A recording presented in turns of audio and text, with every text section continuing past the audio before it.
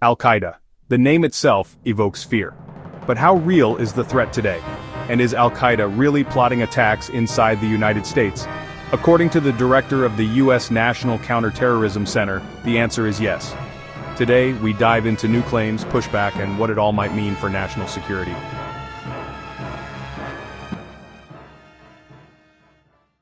On September 21, 2025, AMU-TV published an article reporting statements by Joe Kent, director of the U.S. National Counterterrorism Center, NCTC. Kent says their latest intelligence confirms that Al-Qaida operatives are present and planning attacks in U.S. cities.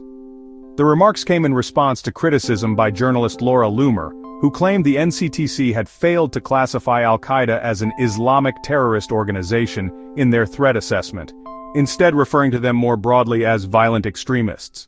Let's break down the core of Kent's statements. Verified intelligence from multiple disciplines.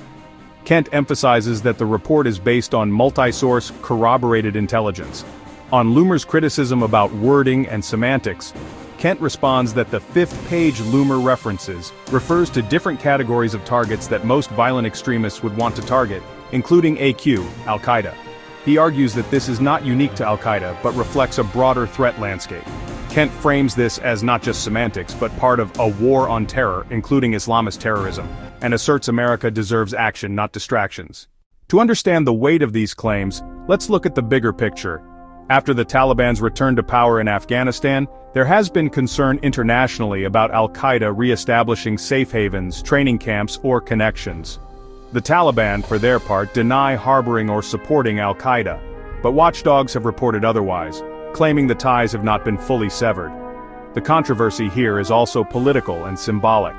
Accusations about how the government frames threats, uses terminology, and shares intelligence can become fodder in public discourse.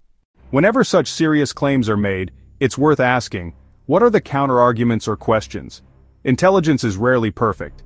Verified intelligence might still carry uncertainties. The public only sees what's declassified or released. The internal report might have more nuance. Terminology issues matter. The labeling of groups as violent extremists versus terrorist organizations can affect legal, policy, and public perception implications. Politicization risk. Because Loomer's criticism came during a politically charged environment, some may interpret Kent's responses as defensive or influenced by politics. Lack of public transparency. The article's quotes come from public statements. The underlying intelligence and methodologies are opaque to the public. So what could this mean going forward? Heightened vigilance and security posture. U.S. agencies may raise threat alerts, increase counter-terror operations domestically. Policy consequences.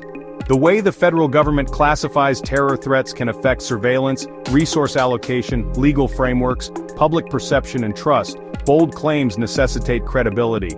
If the public perceives overreach or false alarms, trust in intelligence institutions can erode. International dynamics. Ties between Al-Qaida, the Taliban, and regional actors may be re-scrutinized. Diplomatic pressure or sanctions might resurface. Media and discourse. Debates about labels, intelligence, and how security is communicated will intensify, especially around civil liberties. Joe Kent, head of the U.S. NCTC, says new intelligence confirms Al-Qaida operatives are actively planning attacks in American cities. He defends the language used in threat assessments and pushes back against critics who claim mischaracterization. But for the public and analysts alike, the devil is in the details, the quality of the intelligence, the framing, and how it's translated into action without overreach. What do you think? Is the risk as imminent as claimed? Or are we seeing inflated rhetoric? Let me know in the comments. If you found this breakdown useful, hit that like button, subscribe for more analysis, and ring the bell so you don't miss future videos.